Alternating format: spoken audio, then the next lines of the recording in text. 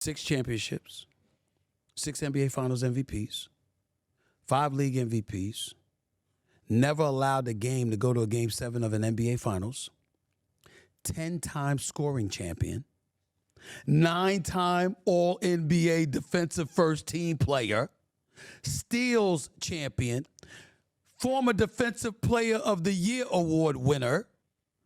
Did I miss anything? I don't think I did. I don't think I did. Oh, by the way, played all 82 games about 7 to 8 times. Really? That's what we really having this kind of discussion?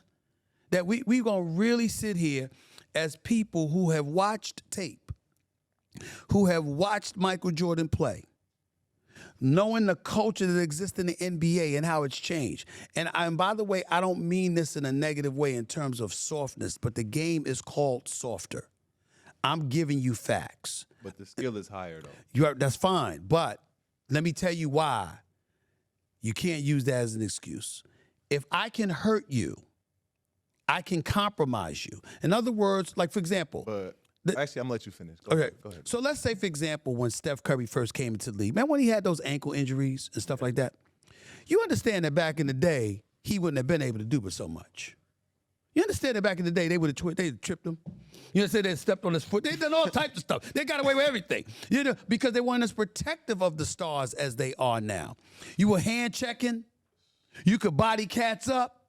What you would get ejected for and suspended for a week now was a foul back in the day.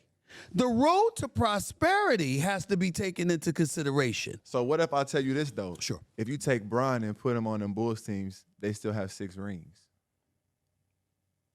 I would challenge that. You would challenge that? Yes.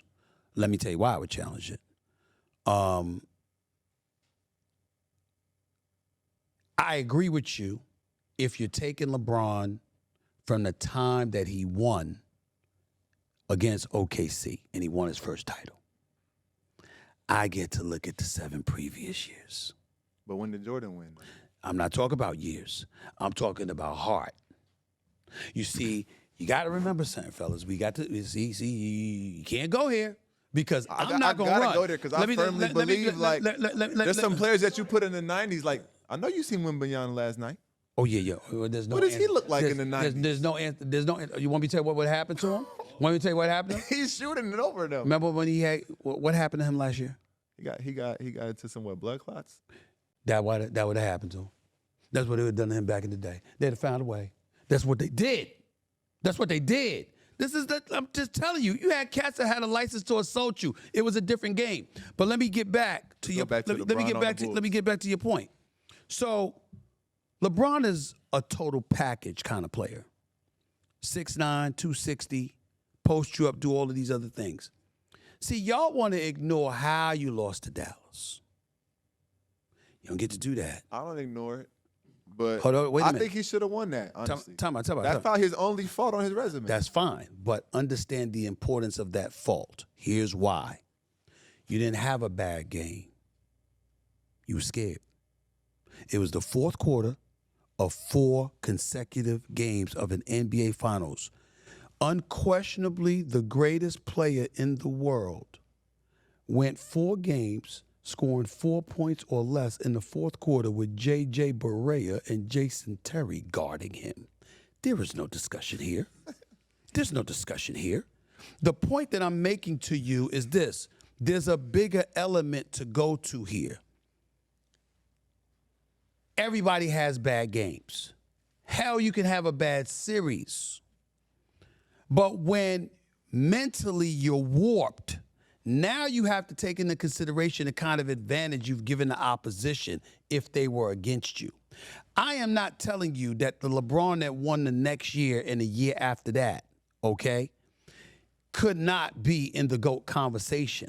I'm trying to say that that person that showed up against Dallas, that Michael Jordan or those caliber of players would have never let him overcome those mental, emotional disabilities. I'm answering a question in a fashion to make you say that when you know this better than me, hell, you was at UCLA, bro. You see LaMelo in Charlotte. Y'all know what I'm talking about. You know when you got a cat's heart.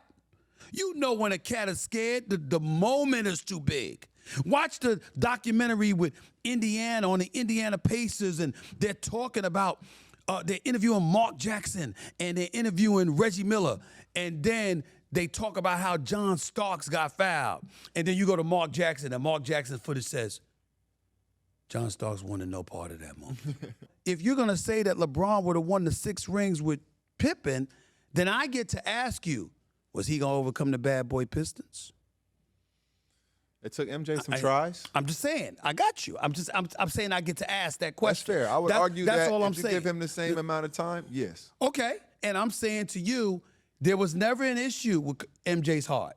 Never. MJ's issue was that, was Scottie Pippen going to get a migraine? But were you guys going to be ready? He wasn't strong enough the first couple of times. I feel you. He got beat up. Yeah. But what I'm saying is his game showed up. He didn't have the help.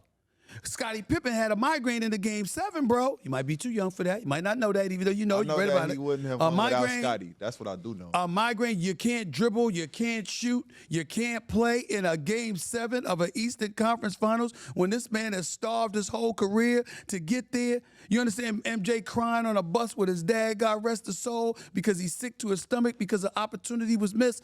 This is the kind of stuff that I'm talking about. I'm just saying the road traveled is what you have to take into consideration. Well, I got one more, man. We still on double down or back down. Would you actually swing on LeBron? I would swing on any person that put their hands on me. That's all. But listen, I'm not gonna get into all of this. I've said enough about where I feel and where I stand. At the end of the day, I will say this. I think Lonzo would tell you he's a great teammate to Lonzo. I think most people would tell you he's been a great teammate and a great ambassador for the game of basketball. And the one thing that I'm not going to let happen is, our personal differences with each other get in the way of me recognizing how phenomenal of a player and a basketball ambassador he is. Sometimes in life people don't get along for whatever reason, and I understand that. But what nobody's going to hear me do, I'm not going to encourage anybody to dislike him, and I'm not going to encourage anybody to forget his resume and what he means to the game of basketball. And especially now that the NBA season has started, my focus and my attention is to stay away from all of that and to get folks back focusing on basketball, because I ain't going to front. When I saw the Lakers the other night playing against Golden State, damn it, I missed him out there. I want to see him out there. Another episode of Ball in the Family podcast. Y'all keep tuning in, liking, subscribing. Hope y'all like today's episode. Ed Banks, G3, ZO2, Demo. See y'all next Tuesday.